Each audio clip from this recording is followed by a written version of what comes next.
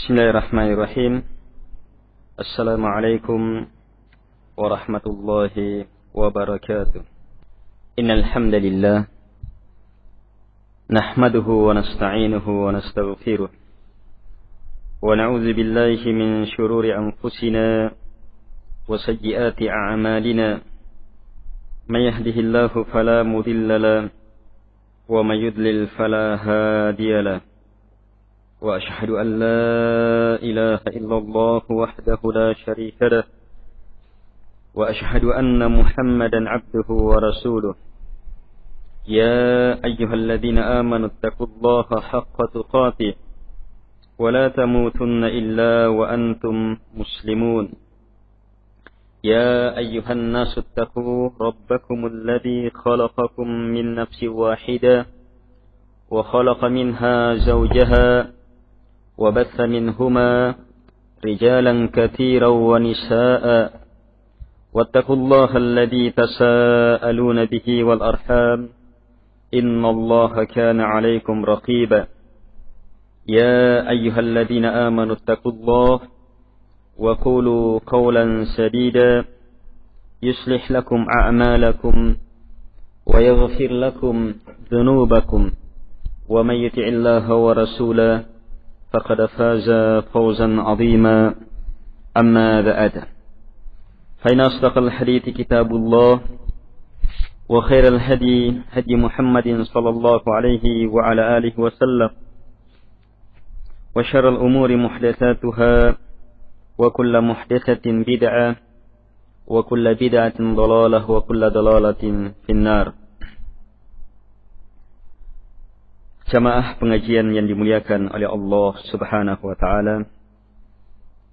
Kita bersyukur kepada Allah Subhanahu wa taala atas berbagai nikmat yang Allah Subhanahu wa taala limpahkan kepada kita. Sungguh nikmat demi nikmat darinya sangatlah besar, sangat banyak dan terus-menerus tercurah kepada kita. Karena itulah tak sekejap pun kita lepas dari curahan nikmat darinya. Tak sedetik pun kita lepas dari naungan kasih dan rahmatnya. Ini adalah perkara yang sangat jelas. Yang kurang jelas adalah kesyukuran kita kepada pemberi nikmat. Kesyukuran kita kepada Allah Subhanahu wa ta'ala. Karena itulah Allah Subhanahu wa ta'ala menegaskan, wa qalilum min ibadiyasy syakur. Sedikit dari hamba-hambaku yang bersyukur. Dan Nabi SAW memberikan semangat kepada mereka, orang-orang yang sedikit itu. Bada'al islamu ghariba wa sayaudu ghariba fatuba lil ghuraba. Islam diawali dalam keadaan aneh dan akan kembali menjadi aneh. Maka beri kabar gembira mereka-mereka yang aneh. Al-ghuraba, jamaah yang dimuliakan oleh Allah Subhanahu wa ta'ala.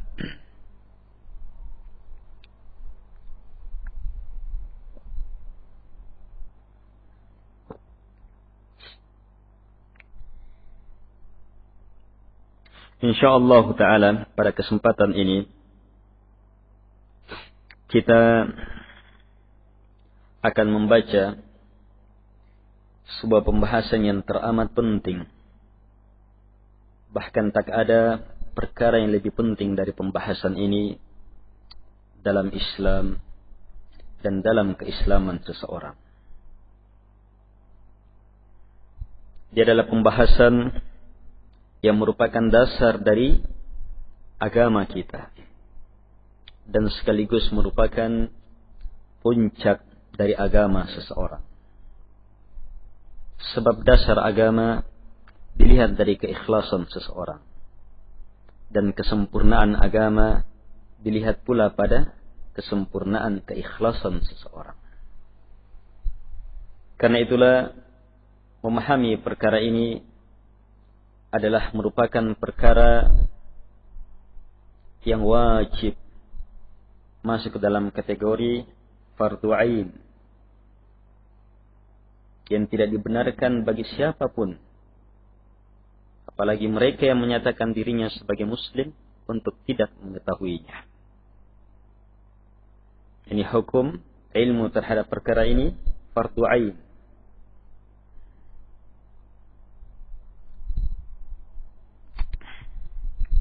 Jamaah yang dimuliakan oleh Allah Subhanahu wa taala. Pembahasan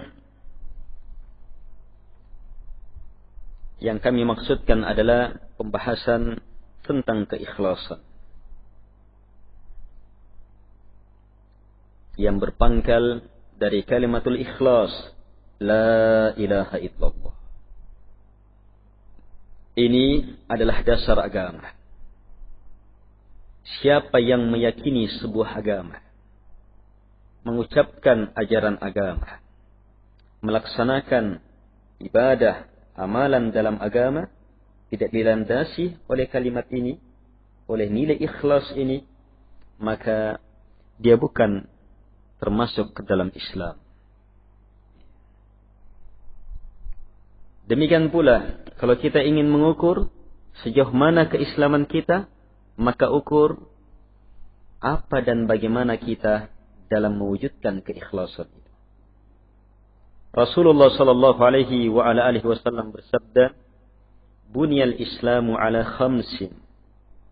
Syahadati an la ilaha illallah wa anna Muhammadar Rasulullah wa iqamis shalah wa ita'iz zakah wa shaumi Ramadan wa hajji baitillahil haram man istata'a ilaihi sabila." Islam, kata Rasulullah SAW, dibangun di atas 5.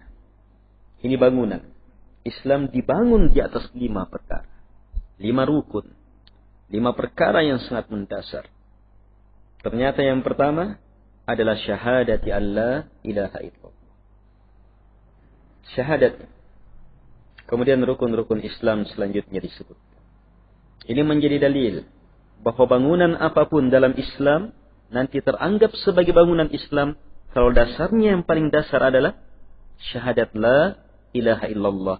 Dan dari sinilah keluar, terpancar keikhlasan itu. Makanya dia dikenal dengan kalimatul ikhlas. Dan ini pula ukuran tinggian keislaman seseorang. Dalam hadits yang lain Rasulullah SAW bersabda,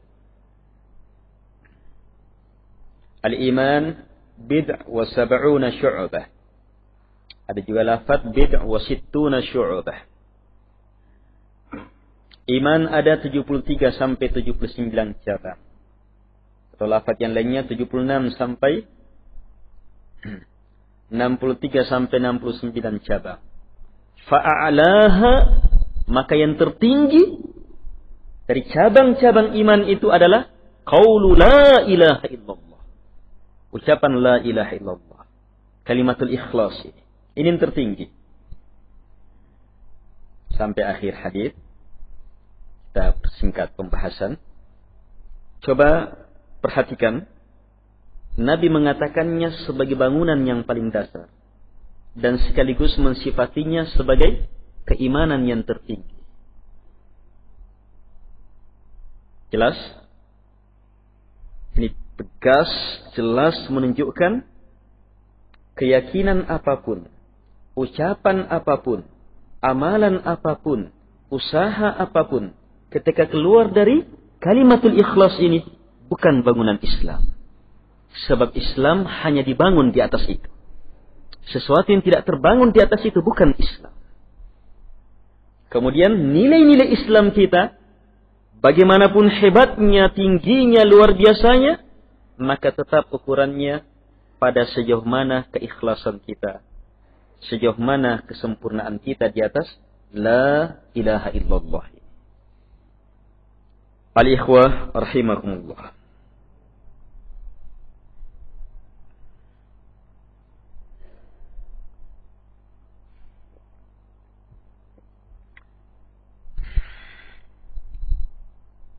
Untuk memahami nilai-nilai ikhlas secara lebih dalam kesempatan ini kita akan membacakan bab tentang keikhlasan ini dari sebuah kitab yang sangat terkenal di kalangan kaum muslimin secara umum, apalagi di kalangan para pengajar, tulabul ilm, apalagi di kalangan para ulama. Riyadhus Shalihin karangan Al-Imam Abu Zakaria Yahya ibn Sharaf An-Nawawi rahimahullahu ta'ala. Dari kitab ini kita mengambil bab yang pertama dari kitab ini. Dan beliau meletakkannya sebagai bab yang pertama. Sebab semua pembahasan dalam kitab itu harus berdasarkan di atas bab ini. Beliau berkata, Bismillahirrahmanirrahim.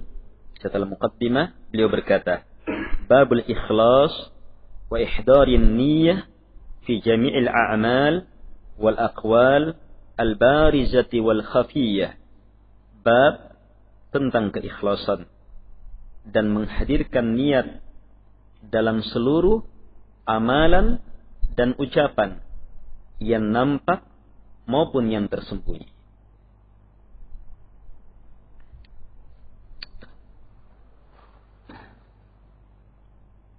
Setelah itu beliau mengantar kita memahami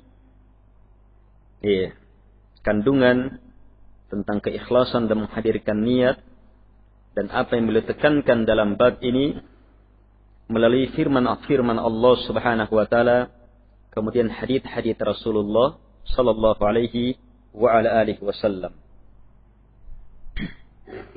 Beliau menyebutkan 3 ayat, kemudian setelah itu menyebutkan 12 hadits. Dan insyaallah taala ini kita akan selesaikan sampai menjelang maghrib insyaallah taala. Baik.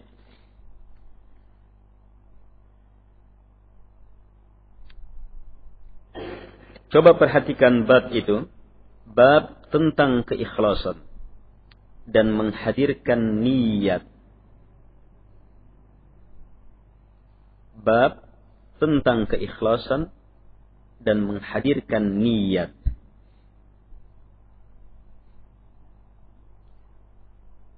Ini menunjukkan ada perkara yang perlu dicermati pada kata ikhlas dan pada kata niat.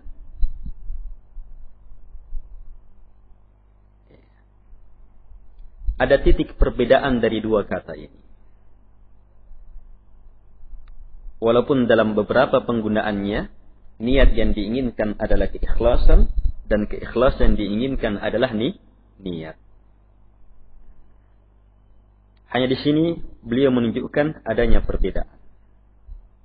Bab tentang keikhlasan dan menghadirkan niat. Sebentar kita akan jelaskan. Hal ini kata beliau, ikhlas dan menghadirkan niat itu fi jami'il a'mal, dalam seluruh amalan, wal aqwal, dan dalam seluruh ucapan, al barizah yang nampak, wal khafiyah, dan yang tersembunyi. Adakah ajaran Islam yang keluar dari hal itu? Seluruh amalan, seluruh ucapan, nampak dan tersembunyi, beliau tekankan dalam bab ini harus di atas keikhlasan, dan kita harus menghadirkan niat di dalam. Al-ikhwah rahimakumullah.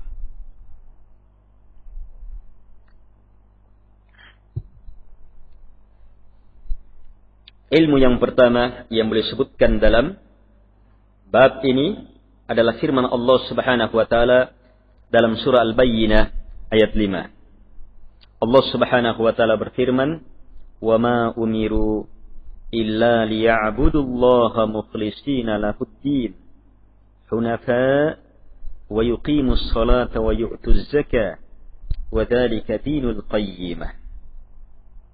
Allah Subhanahu wa taala berfirman, dan tidaklah mereka diperintah kecuali liya'budullah, supaya mereka beribadah kepada Allah, mukhlishina lahuddin, dengan betul-betul mengikhlaskan hanya untuk Allah agama itu. Hunafa, sebagai orang-orang yang hanif. Wa yuqimus shalah, dan supaya mereka menegakkan salat. Wa yu'tuz zakah, dan supaya mereka menunaikan zakat. Di akhir ayat Allah Subhanahu wa taala tegaskan, wa dzalika dinul qayyimah, dan itulah agama yang lurus. Wa dzalika dinul qayyimah, dan itulah agama yang lurus. Hebatnya perkara yang disebutkan dalam ayat ini. Dengan apa yang Allah Subhanahu wa taala sebutkan pada ayat ini, cukup bagi Allah Subhanahu wa taala menegaskan bahwa itu adalah dinul qayyimah, agama yang lurus. Lurusnya agama kita, tegaknya agama kita ditentukan oleh perkara yang disebutkan di sini.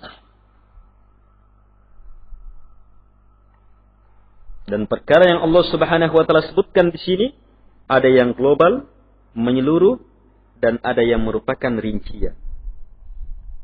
Wa ma umiru, dan mereka tidak diperintah. Tidak disebutkan perintahnya berupa apa? Mencakup semua perintah. Tidak ada yang diperintahkan kepada mereka illa kecuali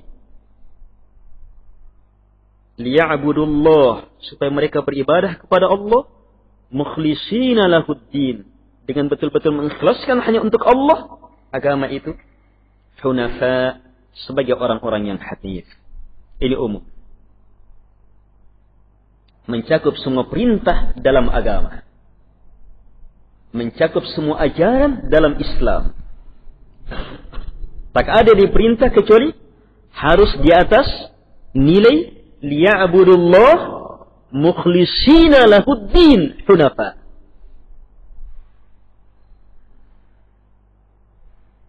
Kemudian Allah Subhanahu wa taala menyebutkan dua ibadah yang mewakili ibadah-ibadah yang lainnya secara global, yaitu salat dan zakat. Salat mewakili penghambaan badan, dan zakat mewakili penghambaan harta. Dan di atas dua penghambaan inilah diukur jujur tidaknya kita dalam beriman.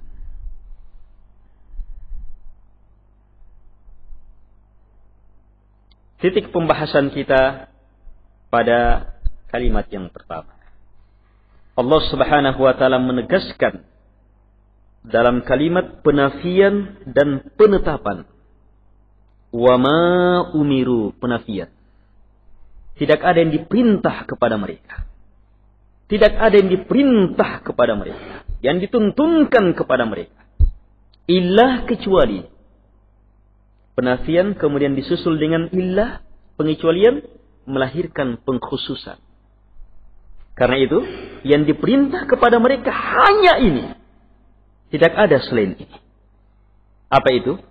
Liya'budullah, supaya mereka beribadah kepada Allah. Cukup? Tidak cukup. Allah tidak memerintahkan kita sekedar beribadah.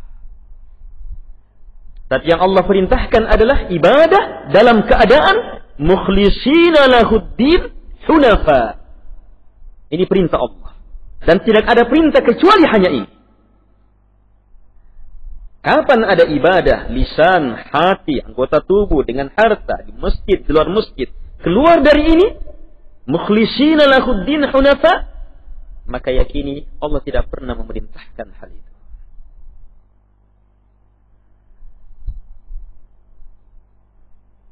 Disinilah cakupan keumuman prinsip ini terhadap seluruh ajaran Islam.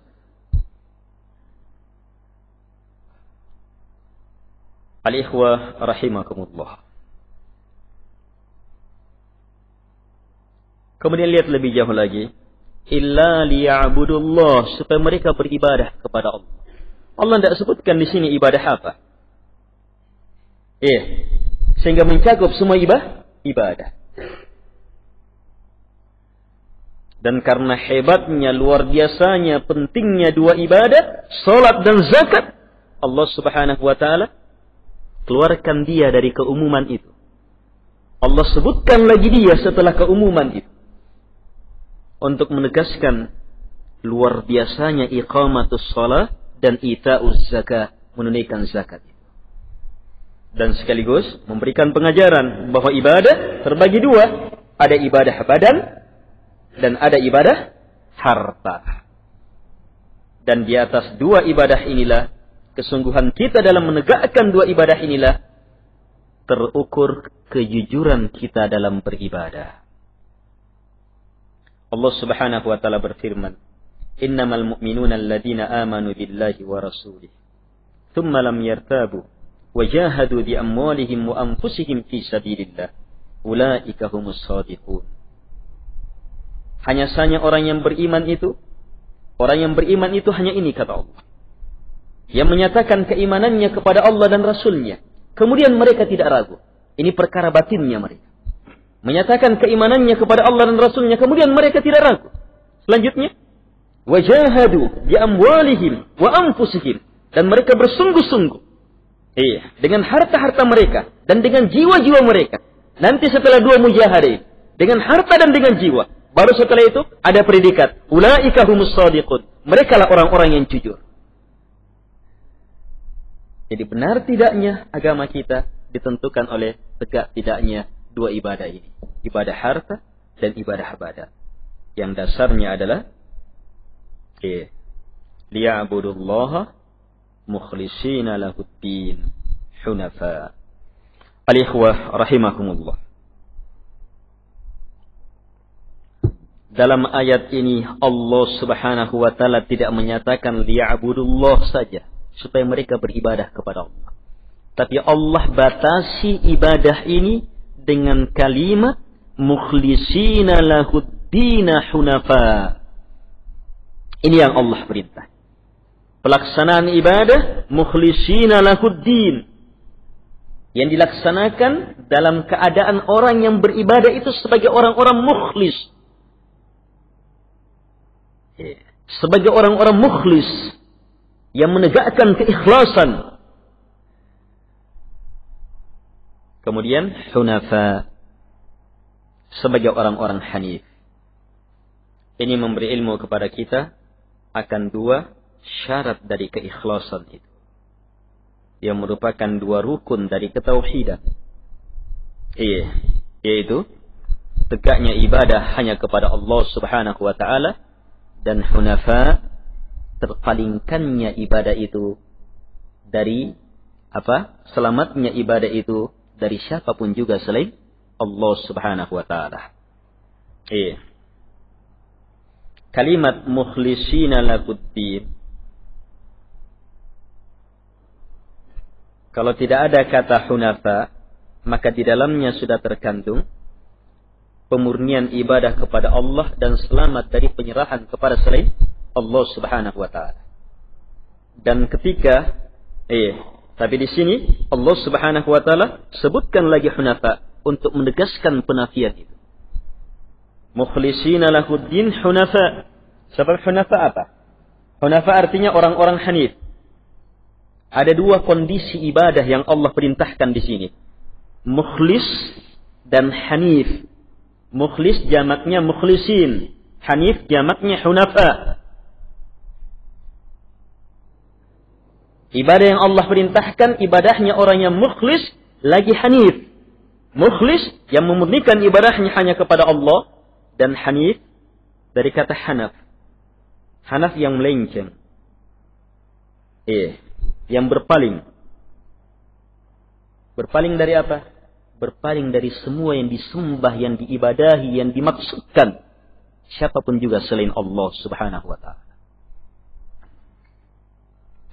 Allah Subhanahu wa taala menegaskan, "Wa ma umiru illa liya'budullaha mukhlishina lahuddin." Allah Subhanahu wa taala tidak pernah memerintah kecuali hanya agar supaya mereka, kita ini beribadah kepada Allah Subhanahu wa taala mukhlishina lahuddin, dan sekaligus hunafa.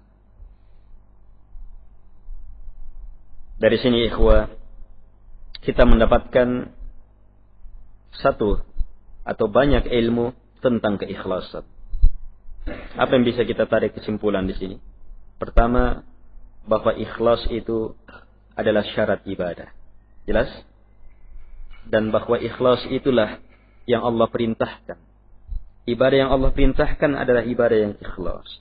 Dan keikhlasan dalam ibadah itu mencakup semua ibadah. Makanya Syekh mengatakan, ikhlas dan menghadirkan niat dalam semua amalan, ucapan. Mana dalilnya? Ayat ini. Umiru, mencakup semua perintah. Liya'budullah, mencakup semua ibadah. Kata ad-din pun mencakup seluruhnya. Di situ pendalilan. Seluruh amalan, seluruh ucapan.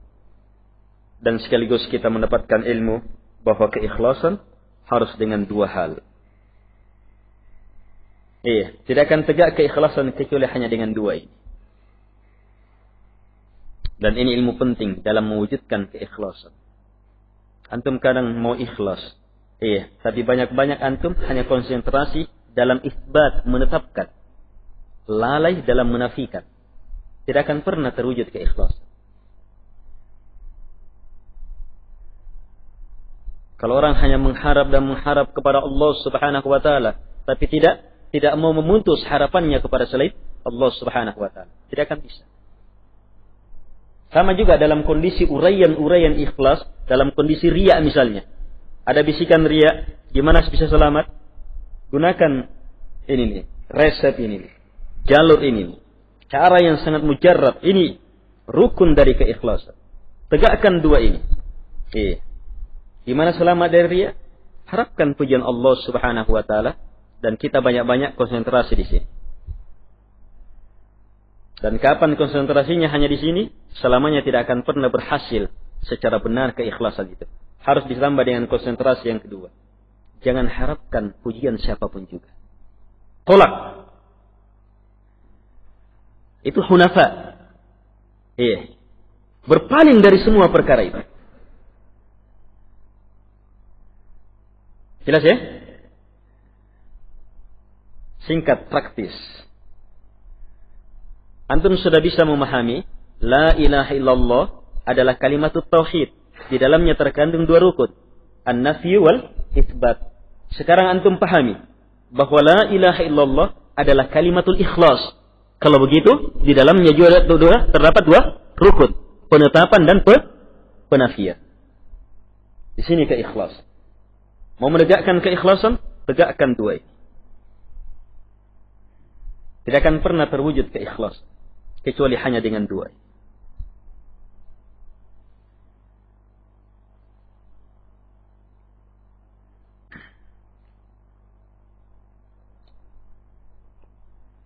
Baik, kita lanjut.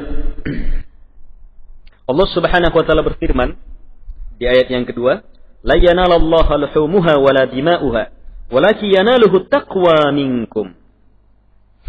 Al-ayah. Allah Subhanahu tidak akan sampai kepada Allah Subhanahu wa taala daging-dagingnya. Maksudnya daging-daging kurban itu, dan tidak pula darah-darahnya. Tetapi yang sampai kepada Allah Subhanahu wa taala at-taqwa minkum. Takwa kalian. Takwa kalian. Ayat ini juga merupakan ayat pembatasan sebagaimana di atas. Ayat pengkhususan sebagaimana di atas.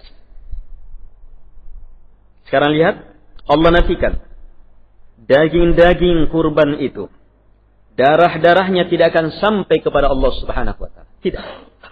Kemudian Allah khususkan walakin, tetapi yang sampai hanya ini, yanaluhu, yang sampai kepadanya adalah at-taqwa minkum, takwa kalian. Artinya, tidak ada yang sampai kepada Allah Subhanahu wa taala kecuali hanyalah takwa. Tidak ada yang sampai kepada Allah Subhanahu wa taala kecuali hanyalah takwa di antara kita. Apa hubungannya dengan pembahasan ikhlas? Ini kan babul ikhlas dan menghadirkan niat. Hubungannya adalah sabda Nabi SAW. Nabi bersabda, at-taqwa hahuna. At-taqwa hahuna. At-taqwa hahuna. Takwa itu di sini. Nabi tunjuk hati. Tempat keikhlasan itu.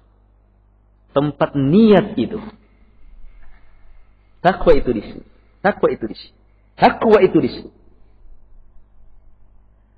Berarti uraian kedalaman takwa adalah keikhlasan seseorang. Niat seseorang. Apa yang ada di dalam hati seseorang. Dan inilah yang akan kita peroleh. Afala ya'lamu idza bu'thira ma fil qubur wa hussila ma fis sudur. Tidakkah mereka tahu? Ketika yang dikubur pun akan dibangkitkan. Dan di sana hussila ma fis sudur, akan diperoleh ma fis sudur, apa yang ada di dalam dada. Tidak ada yang akan kita peroleh di akhirat kecuali apa yang ada di dalam dada. Ucapan kita, ceramah kita, mengaji kita, nasihat kita, apapun yang nampak, hasilnya hanya apa yang ada di dalam dada. Harta kita yang kita keluarkan, gerakan kita, amalan kita, tidak ada yang akan kita peroleh di akhirat kecuali hanya ma fis sudur, apa yang ada dalam dada, keikhlasan. Dan ini sejalan dengan hadis pertama yang beliau sebutkan, innamal a'malu binniyat wa innamal likulli imri'in ma nawa. Amalan itu pasti dengan niatnya, dan tidaklah setiap orang kecuali hanya akan memperoleh, tidak akan ada yang dia peroleh kecuali hanya ma nawa, apa yang dia niatkan. Jelas? Ini hubungan takwa dengan keikhlasan dan menghadirkan niat. Coba lihat, kita sudah mendapatkan keluar biasaan yang sangat luar biasa. Dari 2 ayat saja, itu kita sudah mendapatkan ilmu yang sangat luar biasa. Pertama, bahwa keikhlasan adalah maksud dari seluruh perintah. Dasar dari seluruh ibadah. Siapa yang tidak memahami ini, tidak meyakini ini, tidak mengamalkan ini, tidak hidup dan mati di atas ini, maka dia bukan seorang muslim. Dan tidak akan pernah berada di atas perintah Allah Subhanahu wa ta'ala. Ilmu yang kedua, bahwa yang sampai kepada Allah Subhanahu wa ta'ala hanyalah keikhlasan kita, takwa kita. Dan sekaligus beliau memahamkan kepada kita hubungan keikhlasan dengan takwa.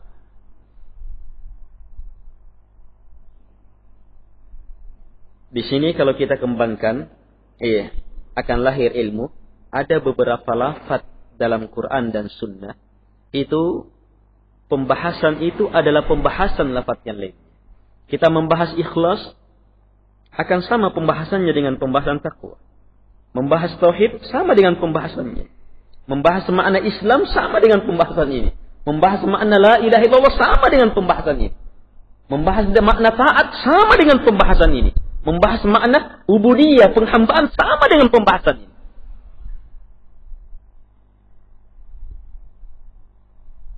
Ini ilmu. Beberapa lafaz, kandungan pembahasannya sama. Kalau kita kembangkan ilmu ini, kalau kita kembangkan lagi ilmu ini, maka dia menjadi kekuatan bagi seseorang untuk beramal, berdakwah.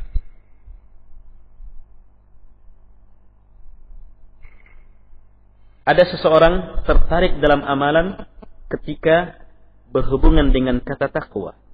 Di situ daya tariknya. Ada yang masuk dengan kata tauhid, ada yang masuk dengan kata ubudiyah, ada yang masuk dengan kata ikhlas. Kita bisa masukkan semua itu dari pintu manapun juga. Mau berdakwah bisa masuk dari pintu manapun juga. Ada orang alergi dengan kata tauhid.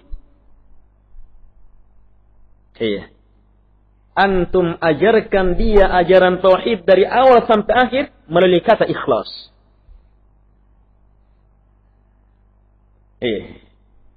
Atau melalui kata takwa. Jelas ya? Dan di sini terlihat keluar biasaan ajaran Islam. Kehebatan dan kedalaman dari ayat-ayat Al-Quran, sabda-sabda Rasulullah sallallahu alaihi wa ala alihi wasallam. Baik, kita tegaskan hal yang sangat penting dalam ayat yang kedua, tidak akan pernah sampai kepada Allah apapun yang kita lakukan kalau tidak dilandasi oleh keikhlasan, ketakwaan, apa yang merupakan kekuatan hati kita. Jelas? Hal yang ketiga, ayat yang ketiga, Allah Subhanahu wa taala berfirman, "Qul in tukhfu ma fi sudurikum aw tubduhu ya'lamullah." Sampaikan ya Muhammad, jika kalian sembunyikan apa yang ada di dalam dada-dada kalian atau kalian nampakkan, ya'lamullah, Allah tahu semua itu. Ini ilmu apa? Ilmu yang menjelaskan bahwa Allah memberikan perhatian dan pandangan terhadap apa yang ada di dalam dada. Dan apa yang ada dalam dada itu, kalian sembunyikan atau kalian nampakkan, Allah tahu. Sehingga semakin memantapkan pembahasan sebelumnya. Takwa di mana kata Nabi? At-taqwa hahuna. Ayat-ayat ini di dalamnya Syekh rahimahullahu taala ingin memberikan penegasan ilmu bahwa ikhlas dan niat itu di dalam hati. Di situ sumbernya. Karena itu orang berniat dengan melafadzkannya tidak benar. Tidak dituntunkan dalam Islam. Dia masuk dalam kategori bid'ah. Niat itu di dalam hati. Jelas? Kalau kita hubungkan dengan ayat-ayat sebelumnya yang kita sebutkan, semakin jelas. At-taqwa hahuna wa hussila ma fis sudur, dan akan diperoleh apa yang ada di dalam dada. Berarti di mana niat? Nabi bilang apa? Innamal a'malu binniyat. Amalan itu hanya dengan niatnya. Wa innamal likulli imri'in ma nawa. Tidak ada yang diperoleh seseorang kecuali hanya ma nawa, apa yang diniatkan. Nabi tegaskan, yang kita peroleh hanya apa yang diniatkan. Sementara Allah bilang apa? Yang diperoleh di akhirat itu apa? Ma fis sudur, apa yang ada dalam dada. Iya. Kalau begitu di mana niat? Kalau begitu di mana niat? Di dalam dada. Ini dalilnya. Dalil yang sangat jelas. Bahwa niat itu di dalam. Iya. Walaupun dalam tinjauan bahasa, ya niat itu di dalam. Hanya sebagian orang tidak mau tinjauan bahasa, mereka bisa mendatangkan ahli bahasa yang rusak akidahnya. Tapi datangkan ayat ini. Hadits ini. Menyatu pembahasannya bahwa niat itu. Iya. Yang kita peroleh adalah apa yang ada di dalam dada kita. Dan itu adalah taqwa. Itu adalah ma fis sudur. Dia adalah keikhlasan itu. Baik, al-ikhwah rahimakumullah.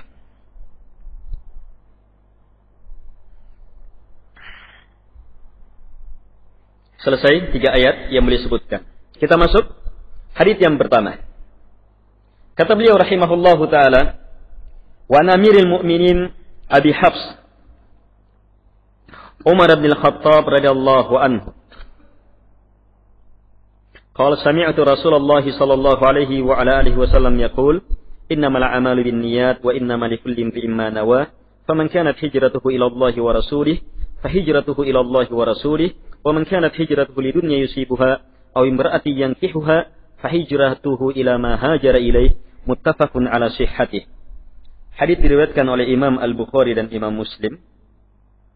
Istilah Imam An-Nawawi, kalau beliau mengatakan muttafaqun ala sihhatihi, muttafaqun alaih, maka yang beliau maksudkan diriwayatkan oleh Imam Al-Bukhari dan Imam Muslim. Dan istilah ini banyak digunakan oleh para ulama, apalagi yang belakang. Baik, ini hadits yang pertama dalam bab ini. Bab tentang keikhlasan dan menghadirkan niat. Bab tentang keikhlasan dan menghadirkan niat. Sebelum kita masuk ke bab ini, ilmu apa yang telah kita dapatkan dari 3 ayat itu? Tentang ikhlas, niat, dalam semua keadaan. Satu, kita yakin bahwa memang dituntut ikhlas dan niat dalam semuanya. Ya. Dalam semuanya. Ya. Lihat pendalilannya. Kita berkeyakinan di atas ilmu. Bukan di atas ucapan ustaz. Bukan di atas ucapan seseorang. Tapi di atas ilmu. Dari Allah subhanahu wa ta'ala. Dari Rasulnya. Dan kita juga sudah memperoleh beberapa keutamaan dan kehebatan dari ikhlas dan niat itu. Dan bahwa dia adalah ibadah itu sendiri. Tidak ada perintah Allah kecuali hanya perkara itu. Dan tidak akan sampai kecuali hanya itu. Tidak akan sampai kepada Allah kecuali hanya itu. Dan dia adalah takwa. Dan sekaligus, hal ini tempatnya di mana? Ilmu terakhir. Hal ini tempatnya di dalam hati. Jelas ya? Baik. Sekarang kita lihat hadis yang pertama. Dari sahabat Umar bin Khattab radhiyallahu anhu. Beliau berkata bahwa saya telah mendengar Rasulullah SAW bersabda, "Innamal a'malu binniyat." Tidaklah amalan itu kecuali hanya dengan niatnya. Wa innamal likulli imri'in ma nawa. Dan tidaklah bahagian perolehan setiap orang kecuali hanya dengan apa yang dia niatkan. Maka siapapun yang hijrahnya kepada Allah dan Rasulnya, maka hijrahnya kepada Allah dan Rasulnya.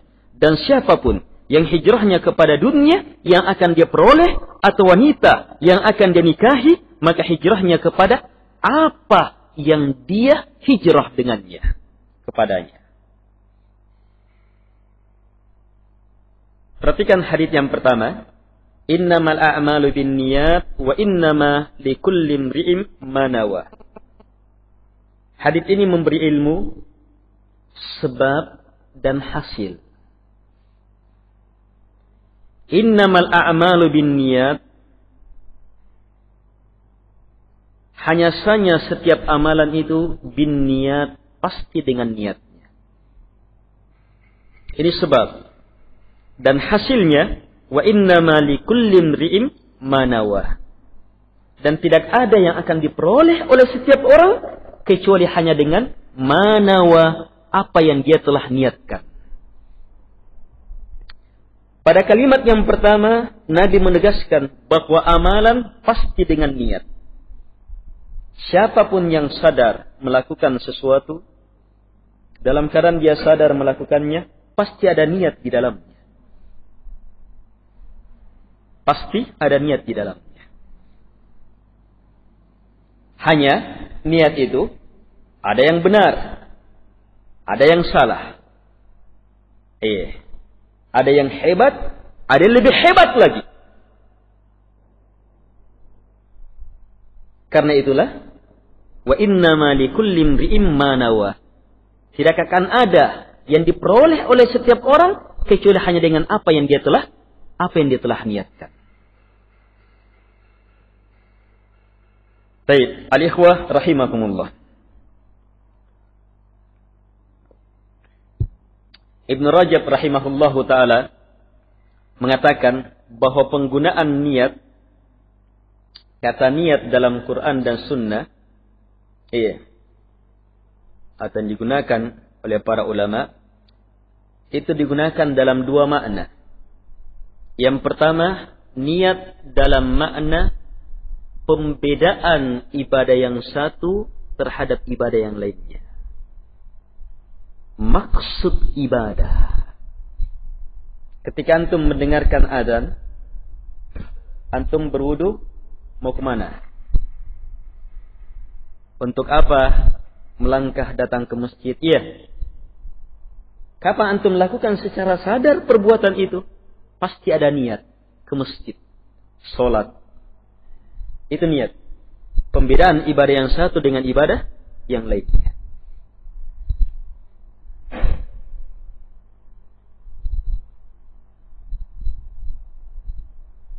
Kita mandi, biasa mandi ya. Kalau mandi biasa yang tanpa niat, ya. Tapi kadang juga mandi luar biasa. Iya, mandi dengan sebab. Itu dengan niat ya. Padahal sama mandi. Tapi berbeda ibadah yang satu dengan ibadah yang lainnya karena niat. Ini niat apa? Membedakan ibadah yang satu dengan ibadah yang lainnya. Jelas ini? Ini niat, penggunaan niat yang pertama. Niat dalam makna ini yang banyak terpakai dan digunakan dalam kitab-kitab fiqhi. Jelas? Sekarang niat dalam makna yang kedua. Niat dalam makna yang kedua adalah keikhlasan dalam beribadah. Ini niat dalam makna yang kedua. Antum datang ke masjid, niatnya mau sholat kan? Iya, ini niat dalam makna yang pertama. Tapi antum datang ke masjid ingin sholat kepada siapa, karena apa? Apa yang antum inginkan dengan sholat itu? Iya, ini niat dalam makna yang kedua. Jelas? Ini niat dalam makna yang kedua. Dan niat dalam makna inilah yang banyak dijumpai dalam Al-Quran, sunnah, dan ucapan para salaf, para ulama. Ini niat dalam makna ini. Yang lafaz-lafaznya dalam Al-Quran, kadang langsung dengan kata, mukhlishina lahuddin. Kita biasa mendengarkan as-salaf mengatakan ta'allumun niyah, belajarlah niat. Itu niat bukan dalam makna yang pertama. Sebab mau tidak mau, niat dalam makna pertama itu selama kita inginkan pasti ada. Tapi niat dalam makna yang kedua diinginkan. Belajar niat, belajar ikhlas.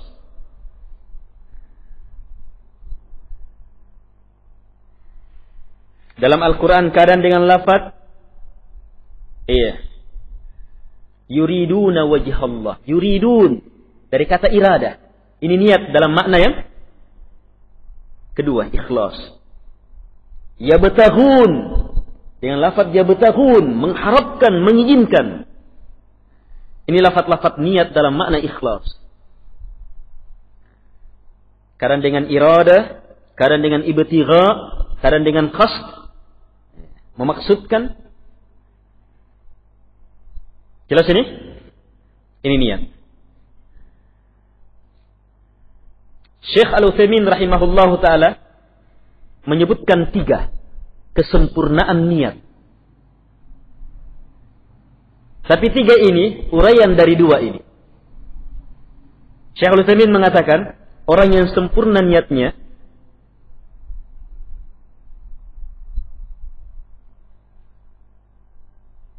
satu, orang yang meniatkan ibadah itu.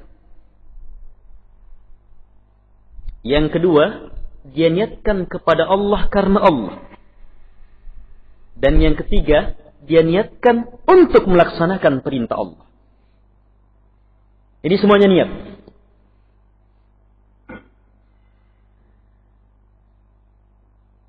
Jadi kalau dalam penjelasan Syekh Al-Utsaimin seperti ini. Kalau misalnya sholat ya. Iya, sholat.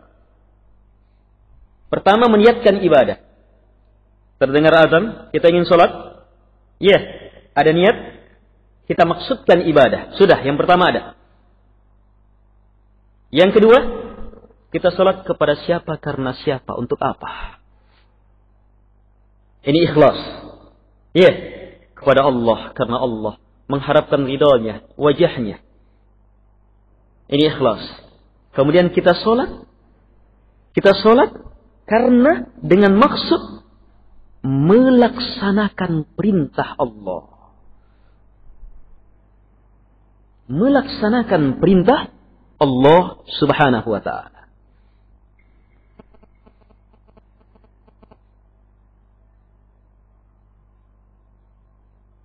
Ini uraian dari hal yang kedua. Sebab hal yang pertama apa? Dari penjelasan Ibnu Rajab, memaksudkan ibadah. Iya, memaksudkan ini ibadah. Kita maksudkan sholat itu di dalamnya terkandung apa? Menginginkan ibadah itu dan sekaligus menginginkannya, melaksanakannya karena ini perintah agama. Karena kita meyakini ini adalah ibadah. Kemudian niat dalam makna yang kedua, keikhlasan. Coba antum perhatikan, Nabi SAW bersabda, sebentar lagi Ramadan, man shama Ramadana, hadits yang masyhur. Siapa yang berpuasa di bulan Ramadan? Iya. Iman wa ihtisab. Iman dan ihtisab. Dua. Iman dan ihtisab. Demikian pula man shoma Ramadhana, siapa yang berpuasa di bulan Ramadan. Imana wa ihtisaba. Man qama Ramadan, yang tegak salat di bulan Ramadan. Imana wa ihtisaba. Karena iman dan ihtisab, maka ghufira lahu ma taqaddama min dzambi, diampuni semua dosanya yang telah lalu. Perhatikan dua syarat itu, imanan wa ihtisaba. Ini penjelasan tentang niat. Imanan, di atas keyakinan, di atas ilmu, di atas iman. Kita sholat karena kita memaksudkan, kita meyakini, kita mengimani bahwa itu adalah ibadah yang diajarkan oleh Rasulullah. Ini adalah syariat Allah Subhanahu wa taala. Kita berpuasa di atas keyakinan itu, di atas ilmu itu. Ini imanan. Kemudian ihtisaban, di atas harapan hanya kepada Allah Subhanahu wa taala. Ini niat dalam makna ikhlas. Ini lafaz-lafaz niat dalam makna ikhlas. Ihtisab juga. Ihtisab, irada, ibtigha, qasd, memaksudkan.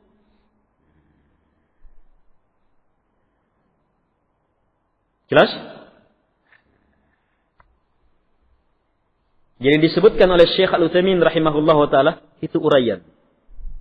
Bagus kita fokuskan di situ, pada tiga itu.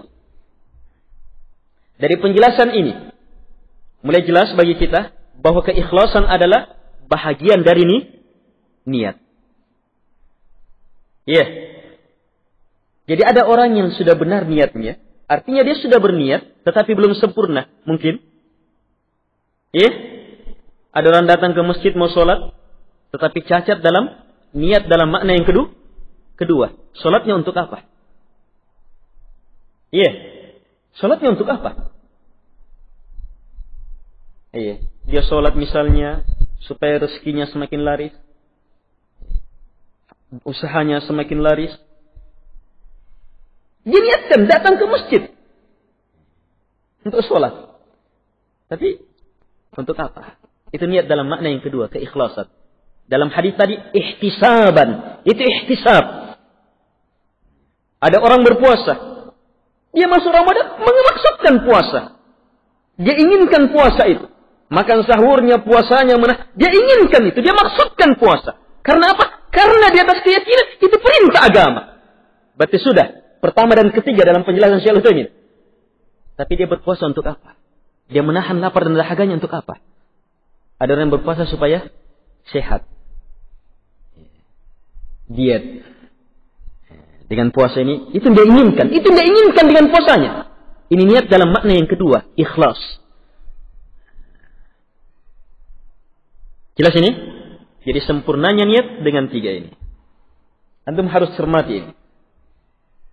Antum pahami, kuasai, dan ilmu itu nanti akan tertanam ketika dipraktekkan.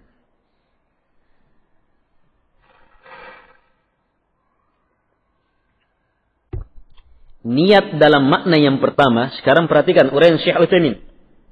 Niat dalam makna yang pertama membedakan ibadah kita dengan adat kebiasaan. Paham? Atau sesuatu yang dilakukan secara spontanitas saja. Tidak ada maksud sudah. Jelas? Niat yang kedua, ikhlas, membedakan ibadah kita dengan seluruh penghancur ikhlas. Syirik ada di dalamnya, riya ada di dalamnya, menginginkan dunia dengan amalannya ada di dalamnya. Ini tiga secara global. Kesyirikan, dimaksudkannya, dipalingkannya ibadah kepada selain Allah. Yang kedua, riya, sum'ah dan semacam itu. Dan yang ketiga, menginginkan dengan amalannya dunia, kedudukan, wanita dan semacam itu. Ini global, uraian, lawan-lawan penghancur atau perusak dari keikhlasan.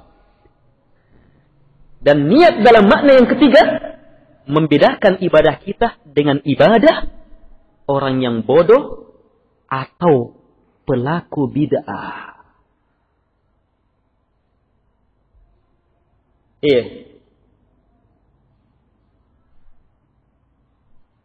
Ada orang yang tahu keutamaan sholat, tapi dia tidak tahu bagaimana sholat.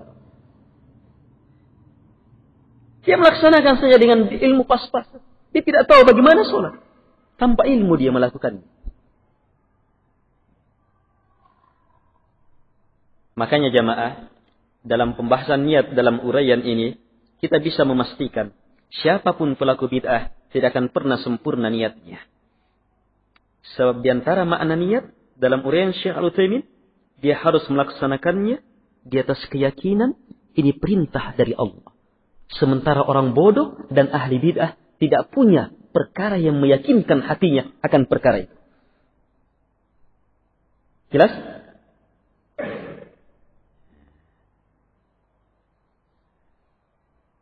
Sudah, 3 ini. Antum sudah tahu 3 ini. Pendalaman ilmunya, mengetahui lawannya. Dan antum sudah tahu juga dalam lawannya. Kalau antum ada niat yang pertama, berarti apa? Ibadah antum bukan adat kebiasaan. Kalau antum punya niat yang kedua, ibadah antum selamat dari syirik, riya, dan menginginkan dengan ibadah itu dunia. Kalau antum punya niat yang kedua, maka ibadah antum akan tegak di atas sunnah. Di atas keyakinan. Bukan karena kebodohan. Dan bukan karena ikut-ikutan. Bukan karena bid'ah.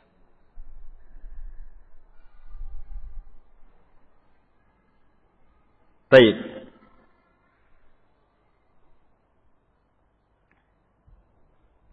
Al-ikhwah rahimakumullah.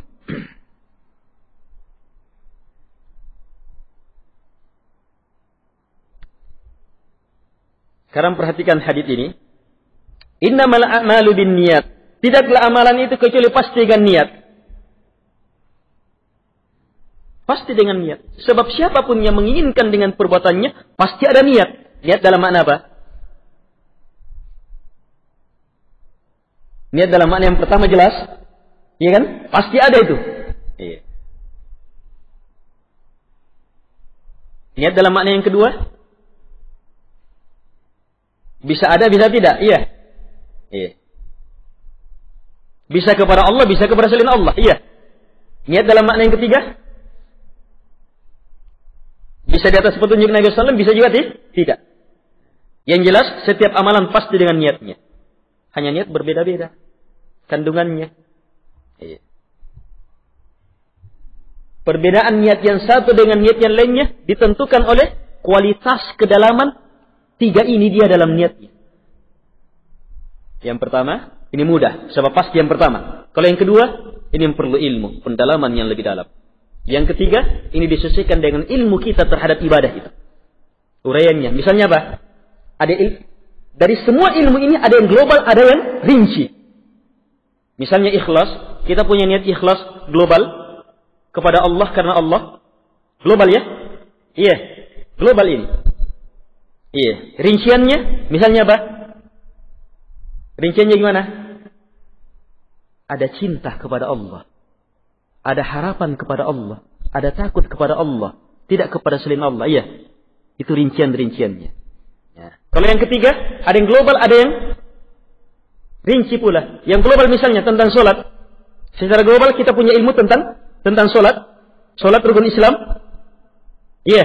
Saya sholat karena ilmu ini. Dia rukun Islam. Berarti apa? Dia sholat sudah dengan ilmu kan? Tapi ilmu global. Ilmu global. Dilihat orang takbir ini apa semuanya. Tapi orang yang punya ilmu di atas rincian, maka apa? Dia tahu kenapa dia takbir dengan cara seperti itu. Dia punya ilmu. Dia tahu hadisnya. Dia telah baca. Dan dia yakin begini caranya. Dia laksanakan karena dia tahu ilmu dari Nabi tentang cara itu. Jelas? Ini uraian. Kalau antum tahu metode ini, maka antum bisa jadikan solat antum solat yang tiada tandingannya. Sehingga apa? Iya. Konsentrasi dalam solat akan memperhatikan gerakannya, bacaannya, pendalamannya, seluruhnya. Dan ini sangat berhubungan dengan niat dan kesempurnaan niat. Tapi ingat pembahasan kita kesempurnaan niat. Ada juga pembahasan sah tidaknya niat. Jelas ya? Sah tidaknya niat ketika dimaksudkan kepada Allah, tidak kepada selainnya. Iya. Dan dia sudah punya global, sah tidaknya niat itu? Kalau sudah ada yang global, maka sudah sah. Tapi sempurnanya, lihat uraian itu. Jelas ini? Baik. Setelah Nabi memberikan kaidah umum, innamal a'malu binniyat wa innamal likulli imri'in ma nawa, yang merupakan kaidah agama, bahkan semua agama di atas kaidah ini. Nabi memberikan rincian. Faman kanat hijratuhu ila Allah wa rasulih. Langsung Nabi contohkan ibadah yang sangat besar. Ibadah yang mencakup ibadah hati, ibadah harta, ibadah perbuatan. Sebab orang yang hijrah, hatinya hijrah. Perbuatannya meninggalkan, hartanya juga dia gunakan. Ini hijrah, ibadah yang sangat besar. Langsung Nabi contohkan ini hijrah. Dengan contoh ibadah hijrah. Siapa yang hijrahnya kepada Allah dan Rasulnya? Ini, innamal a'malu binniyat. Setiap orang pasti dengan niatnya. Kalau niatnya hijrahnya kepada Allah dan Rasulnya, fahijratuhu ila Allah wa rasulih, maka hijrahnya kepada Allah dan Rasulnya. Ini uraian, wa innamal likulli imri'in ma nawa. Setiap orang akan memperoleh disesuaikan dengan apa yang dia telah niatkan. Jelas ini? Kemudian setelah itu, Nabi mengatakan, Nabi langsung mencontohkan pula niat yang salah. Ini niat yang benar. Niat yang salah, wa man kanat hijratuhu lidunya yusibuha aw imra'ati yankihuha. Dan siapa yang hijrahnya karena dunia yang akan dia peroleh, atau karena wanita yang akan dia nikahi, maka hijrahnya kepada apa yang dia hijrah kepadanya. Nabi langsung mencontohkan kepada kita dua niat yang salah dan akibat dari dua niat yang salah ini.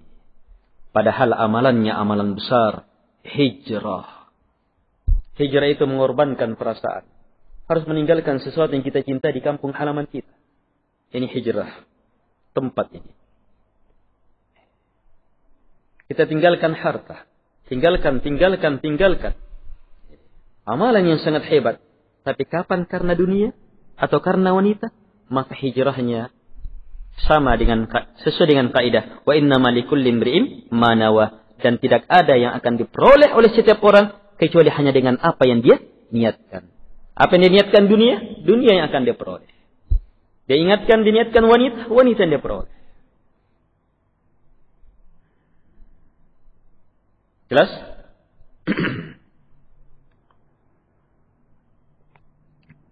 Para ulama memberi ilmu yang sangat halus di sini. Ketika Nabi mencontohkan niat yang benar, siapa yang hijrahnya kepada Allah dan Rasulnya, maka balasannya Nabi sebutkan, maka hijrahnya kepada Allah dan Rasulnya, disebutkan ya, kepada Allah dan Rasulnya. Tapi ketika Nabi mencontohkan niat yang salah, Nabi mengatakan, siapa yang hijrahnya karena dunia yang akan dia peroleh, atau karena wanita yang akan dia nikahi, maka hijrahnya harusnya apa? Harusnya apa?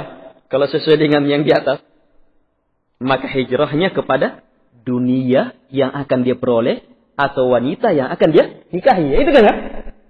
Tapi Nabi tidak sebut dua ini dalam balasan. Nabi tidak sebut. Nabi hanya mengatakan, fahijratuhu ila ma hajar ilaih. Maka hijrahnya kepada apa yang dia hijrah kepadanya. Kepada apa yang menjadi maksud dia hijrah kepadanya. Kenapa? Baik. Para ulama memberi tambih di sini. Bahwa Masya Allah,